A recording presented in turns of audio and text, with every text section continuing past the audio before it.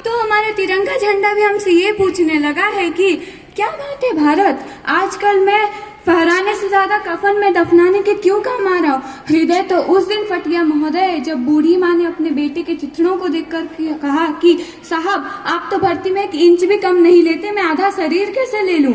आज ये नाकाओं की नागफनी हंसती है और शहीद हुए हमारे जवानों की आंगन की तुलसी रोती है।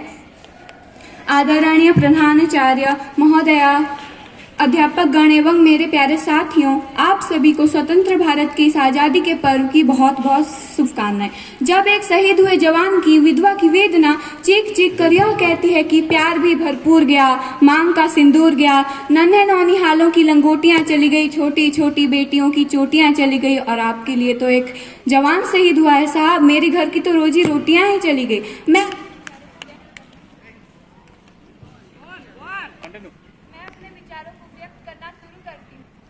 1931 के मार्च के पूछताछ के बाद के साल जब मात्र 23 साल का स्वतंत्र सेनानी जिसे ब्रिटिश पकड़ के जेल ले जाती है और मौत की सजा सुनाती है, कसूर केवल इतना था कि भारत को आजाद करवाना था और ब्रिटिश का भी भारत को आजाद होता हुआ नहीं देखना चाहते थे।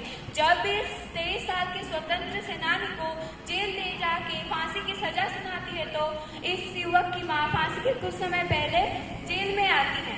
माँ के आंखों में आंसू था, लेकिन उनका हृदय अपने बेटे के साहस पर गर्व कर रहा था। माँ अपने आंखों में आंसू पोंछते हुए कहती है कि बेटा, तेरे बिना ये दुनिया कैसी होगी, मैं तुझे हर पल याद करूंगी।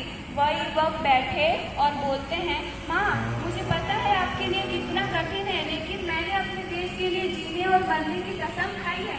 आज वही दिन है, मेरा यह बलिदान बेकार नहीं जाएगा।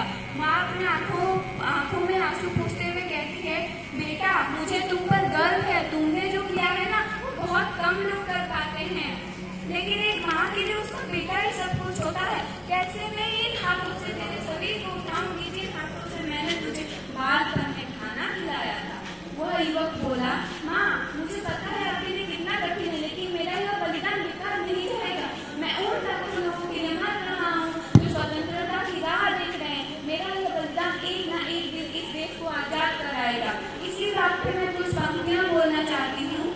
खून से लथपथ माटी दे, दिमाग भगत का घूमा था, और उसी निर्दोषों के खून से सन माटी को भगत सिंह ने चूमा था। जब इस 23 साल के स्वतंत्र सेनानी को खुशी खुशी फांसी पर चढ़ जाना मंजूर था, लेकिन गुलामी नहीं। ऐसे कई नाम थे इतिहास में, राजगुरु, सुखदेव, मंगल पांडे, सुभाष चंद्र बोस, महात्मा गांधी। अगर मैं नाम लेती रहूंगी तो ना जाने कितने दिन बीत जाएंगे। यह वो दौर है जहाँ लाला लाजपत राय ने कहा था, भले ही मेरे देश पर कितनी लाठियों की चोट पड़ जाए, लेकिन एक वक्त ऐसा भी आएगा कि मेरे शरीर पर पड़ी एक एक लाठी की चोट अंग्रेजों के ताबूत पे एक एक दिन का काम करेगी।